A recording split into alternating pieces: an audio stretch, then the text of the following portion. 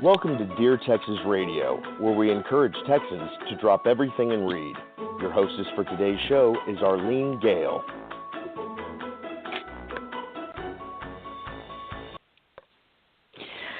Yes, hi everybody. Welcome to Dear Texas Radio, where we do encourage you to drop everything and read. I am Arlene Gale. I am your host, and I am so excited to welcome not only a multi-talented, wonderful author, but a friend of mine, Jan Sykes. Hi, Jan. How are you? Hey, Arlene. I'm doing great, and I'm so excited to be here. I am too. So we're going to have to, stay to business and not get silly and talk about things that we usually talk to, when we're having coffee or anything. So, but besides that, there's so much wonderful stuff to tell you about Jan. And while Jan and I are chit-chatting and talking about her books and who she is and what she does, I would encourage you that if you're listening, go to Twitter and use this hashtag Dear Texas Radio. That's DEARTEXAS Radio, hashtag Dear Texas Radio on Twitter. And if you have a question for Jan or a question for me, please put it there, and Jan is monitoring that, and she's going to answer any questions that you might have as you listen. So please do that. Go to Twitter at hashtag Dear Texas Radio. So I'm going to hijack your show for a second, Jan, because I want the listeners to understand the enormity of the talent that we have here today. Jan not only writes books, but short stories, and she writes songs and poetry, and even something that, the talent escapes me totally is screenplays. So you've written just about anything I can imagine writing, and everything that you write is such good quality, and we'll talk about the quality and how you get there towards the end of the show. But I want to start with your newest book called Discovery, of Poetry and Art. Tell us a little bit about that book. Okay, I'll be glad to. The Poetry and Art book is unique in many different ways, but first and foremost, it was written and compiled by Rick Sykes during the 15 years he spent in prison. So the original documents that I had to put this book together with were typed on onion skin paper. Remember that? Or are you too young to remember that? I do remember that, but for those of people who do not remember onion skin, just kind of describe it compared to like the copy paper that we just take for granted these days. It is very, very thin, like you can almost see through it, and the purpose of it was actually back before we had copy machines, you would actually put a piece of carbon between what you were typing on and the onion skin paper, and it would make a copy as you were typing. So high tech, Well, so anyway, for that time, it was high tech. Yeah, it was. I mean, now you make do with what you have. But so anyway, Right. That's what the original document was on, and the poems in the book cover all topics from the deep, dark loneliness and isolation of prison to a crazy and twisted sense of humor. It was a means of maintaining sanity in an insane setting. The other So you said these were writings this, of Rick's. So tell me, yes. Who is Rick, and what is the relationship between Jan Sykes and Rick you. Sykes? I just assume everybody knows, but no, I was married to Rick for 25 years. He passed away in 2009, and you talk about an artist. He was such an artist in every way, in writing, in painting, in drawing, in creating. He was just a true artist. So he left behind so many things, and this poetry book being one of them. Only, of course, it needed to be compiled and converted into our modern technology. So yes, so I was married to Rick for 25 years. I had known him for over 40 years. Wow. And so this poetry book, besides the poems, the other thing I included in it is some of the artwork. He called them pen and ink drawings, but I have found out the proper name for the type of art he was doing for this book is called pointillism. And it is Right. literally thousands of tiny dots that's made from a simple ink pen. And that's kind of the uniqueness of the book, and the fact that he has been passed away for several years. So there are also some poems in the back of the book that are mine. I feel that they pale in comparison to what he wrote, but that's just me. Okay, so you have a hardback version and you have a paperback version of Discovery, correct? Tell us the difference. I do. The paperback version, the artwork in it is black and white, and it's a soft cover. Therefore, it's less expensive. The hardcover is the art inside it is all full color. And I am in the process of having this book converted to ebook, which I hope to have within a couple of weeks. Will it have the color pictures in it? It will have the color pictures, yes. Well, I know that, coloring books for adults are all the rage right now. Is your paperback something that would be suitable for somebody to read the poetry and then sit down and process with the colored pencils and color in the drawings? Wow. I haven't even thought of that, but they absolutely could. That had not occurred to me. What a great idea. Okay. Well, you know what, girlfriend, I'm here for you. If you have any free time, I'll help you figure out how to spend it. So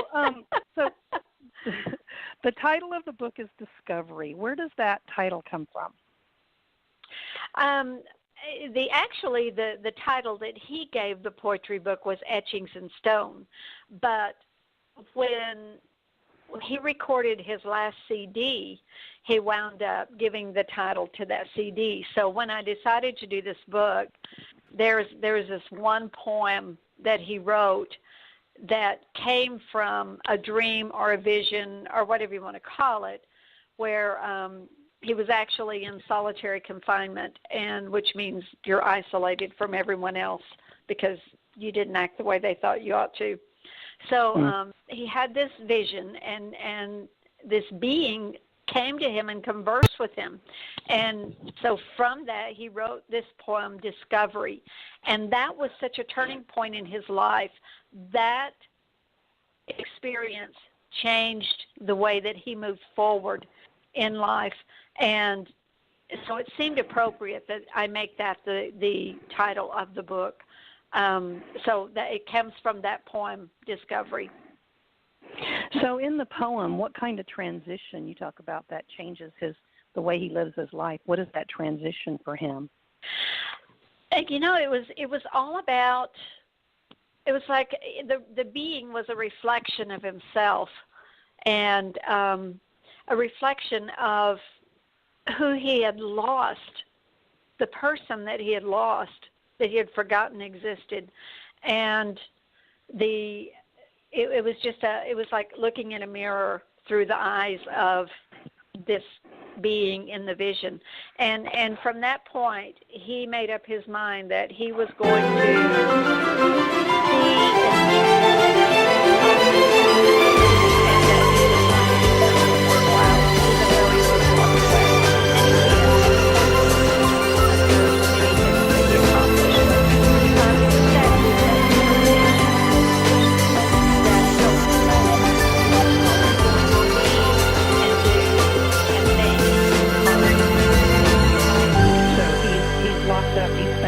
solitary confinement, and he can still focus on the positive and focus on, where he's going with his life and what his life means.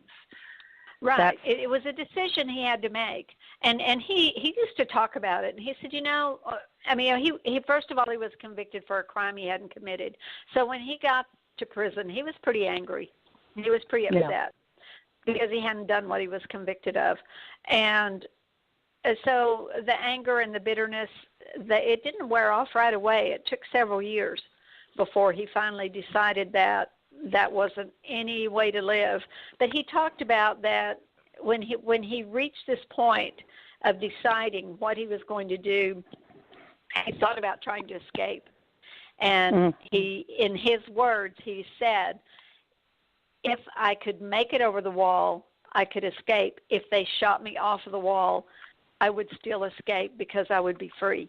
And so he contemplated all that. And then he came to the point and realization that he wanted to be the kind of person that would be worth knowing, that could do worthwhile things.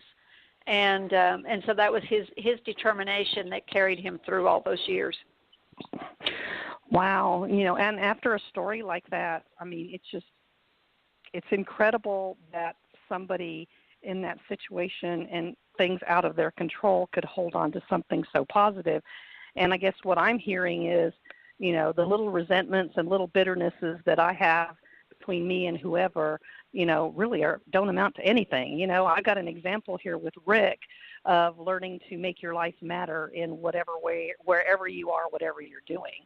So that's what I get from it. So just listening to you talk. So when you put this book together, what kind of message were you hoping to send to people?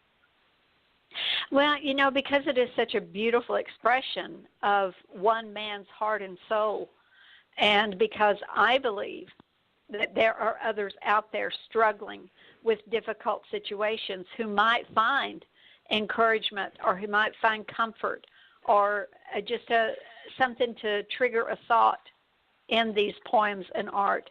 And so that was what inspired me to publish it. I just felt like that it needed to be out there and that maybe someone else could benefit from his hard-earned lessons.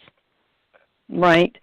And now you said that he wrote music and he did a CD. Did he do that also while he was in prison? That is such a whole other story. But and in my second, we'll talk about that another time. In my second book, The Convict and the Rose, I go into great detail about that. But music was his salvation. Writing was his salvation. These poems, not just music, but these poems and letters. He corresponded with over 150 people.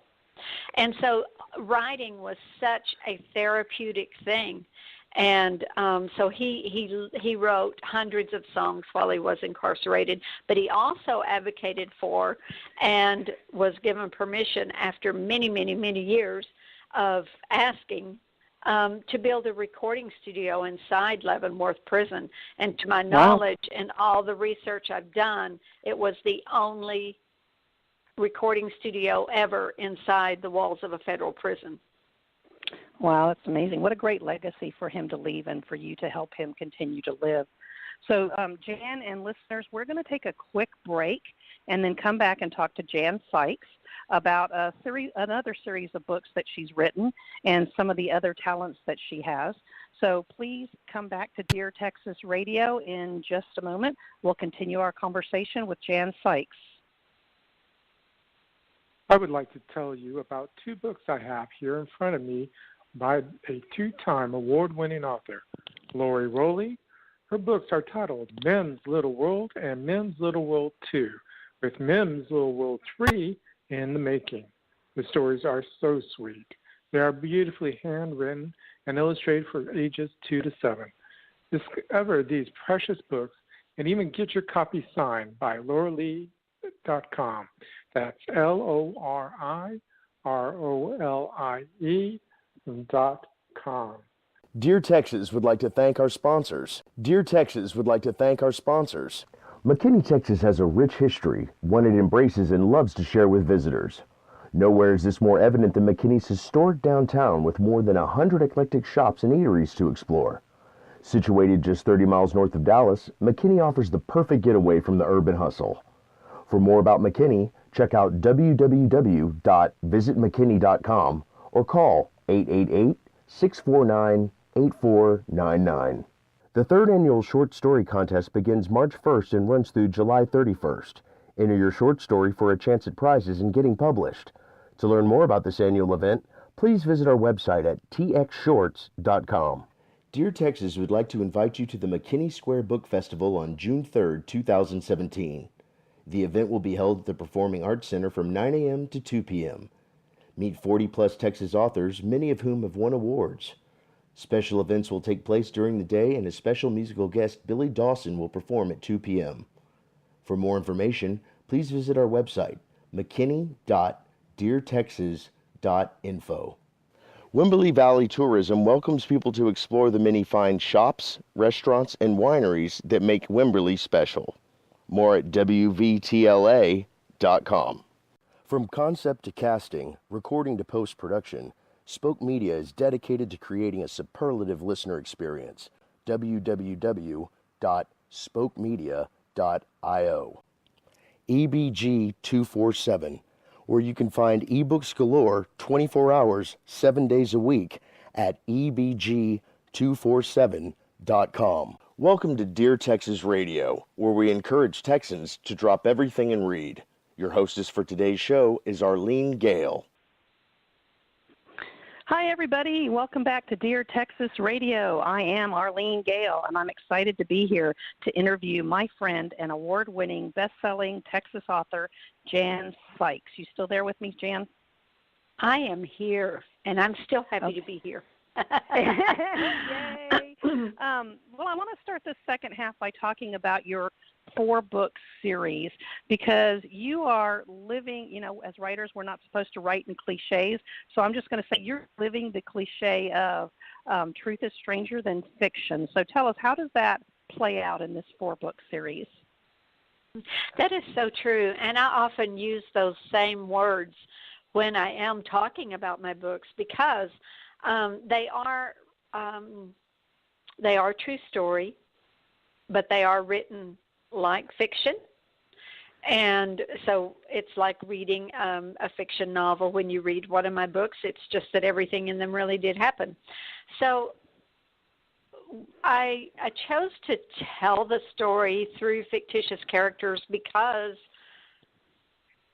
I started out writing in first person, and I very quickly realized that I could not write this story that way because I was too close to it. So a very good friend of mine suggested to me that I tell it through fictitious characters, and that was the key, because then by telling it through these characters, which are Darlena Flowers and Luke Stone, I could separate myself from the story and actually tell it. It was like taking a step back and telling it through their eyes, and it worked. It was like a magic process. And so it took 4 books to tell the story. The first one was Flowers and Stone, and it begins in 1970 in Abilene, Texas, where Luke and Darlena meet and fall in love. It's a romance with a twist, and it ends with Luke's arrest for 2 bank robberies.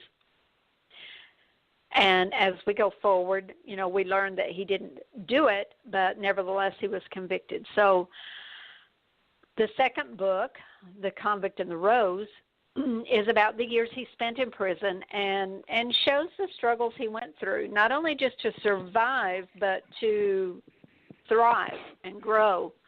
And that was what I wanted to show in that book. I didn't want to focus on how horrible prison is, because we all know that. We all know that it's not a great place to be. What I wanted to focus on was the growth and the lessons that he went through, and the things that he found that worked for him to maintain his sanity, and not only that, but to produce things that were just pretty amazing. Wow, what a transformation! What a testimony! That's just before we go on, I want to remind people, if you're listening, if you're a writer, please go to Twitter and use the hashtag Dear Texas Radio. Spell out Texas, DEARTEATEXAS Radio, if you have any questions or comments for Jan. So Jan, we're halfway through your 4-book series here. So book number 3 is. Absolutely. So book number 3 is Home at Last. And I call it my happy book of the 4, because it is the book where Luke is finally released from prison and he and Darlena marry. And this book is all about new beginnings. It's all about starting over and the struggles of starting over with nothing. When he came out of prison, he was 50 years old. Wow. And he left prison with a little small suitcase that had a change of clothes, a razor, and a pair of underwear in it. That was it. That's all he owned. And wow. so it was about adjustment and about learning to live again in the world. I mean, when so many things had changed. I mean, you think about how fast things progress. And so from the time that he was locked up in 1970, but so that book is all about these new beginnings and starting over. And then toward the end of the book, he turns back to music that came about through the death of a friend, and he was asked to perform at the wake. And it happened to be here in Dallas at the Sons of Herman Hall, and it was the first time he had been on stage in 25 years, 20 years, 25, 20 years, maybe now, more. Is this the book that has the CD with them, or does every book in the series have a CD with original music? Every book in the series has a CD that accompanies it. Flowers and Stone, the CD that goes with it, is actually music that was taken off of his 45 RPM records that he had recorded, because that's what we had back then. So, you can still hear some of the scratches as the record player is playing. Yeah, we cleaned them up the best we could. So that's the first one. The CD that accompanies The Convict and the Rose is music that was recorded inside the prison in the makeshift studio that they put together. The music that accompanies Home at Last is actually music. It has some of my songs on it. It has me singing some of my songs. It has our daughter singing, and then it has some of Rick's.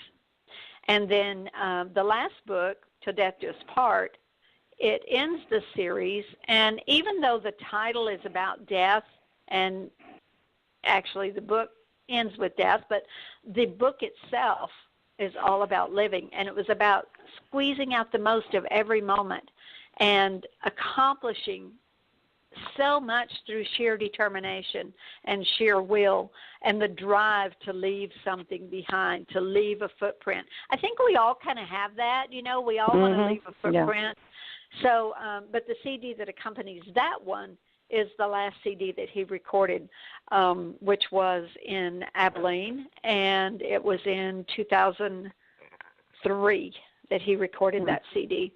And that CD is called Etchings in Stone. So, yes, each book has a CD that accompanies it that matches the time period of the story.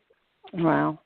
Okay, well, now that you've piqued everybody's interest and got them listening and wanting to buy your books, I know there's so much wonderful stuff to talk about with you that I'm afraid we're going to run out of time. So I want to go next to where can people find your books, Discovery, and then this series of 4. Okay. Well, like everything in the world, you can get everything on Amazon, and all of my books and CDs are on Amazon. But another place that you can get my books is through my website. If you want an autographed copy, you can order through my website, because I have that all set up where it comes directly from me. I autograph the book to you, and that's the way to get an autographed copy. The other place. And what is your website? Tell us. My website is jansykes.com. It's really hard. S-I-K-E-S. S-I-K-E-S. Right. Jan, JANSIKES.com. And then the other place that you can get my books and the music is through the Texas Association of Authors website, that is books.txauthors.com. Right. And you bring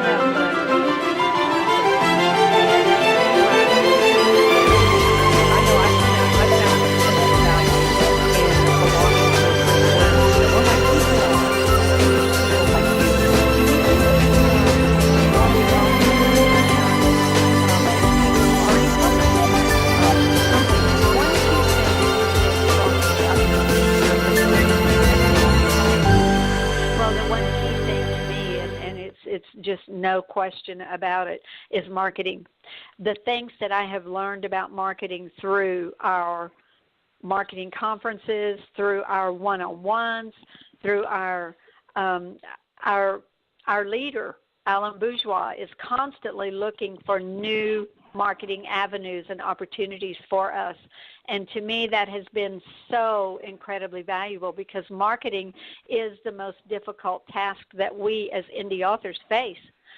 We don't have publishers behind us putting our books on the bookshelves. It's up to us.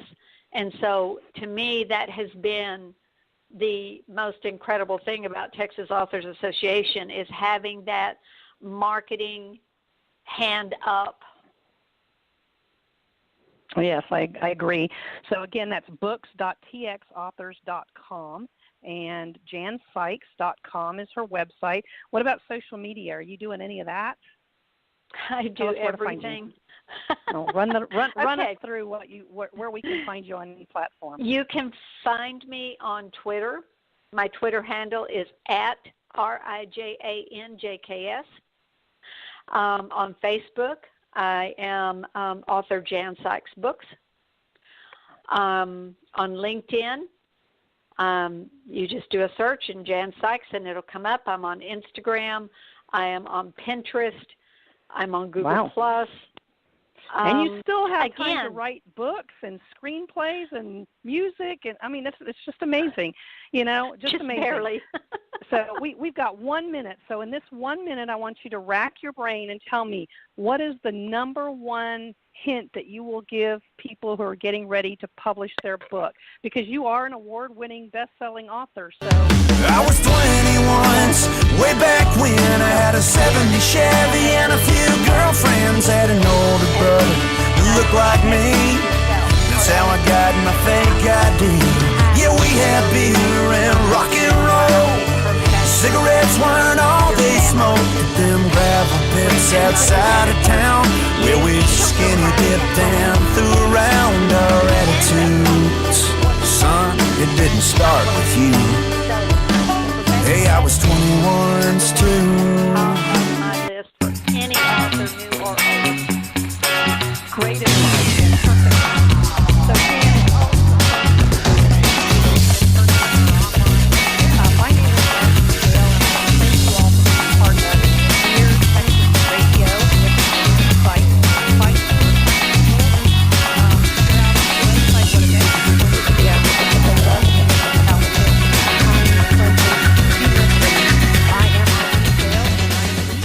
This spot. I am giving you permission to go find a good book and drop everything.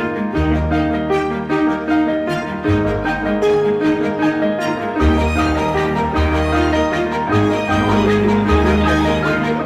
we encourage you to drop everything.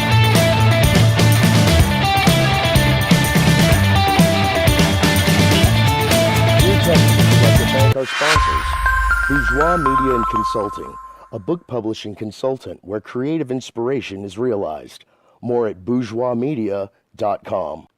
I'm Alex Anthony, your announcer.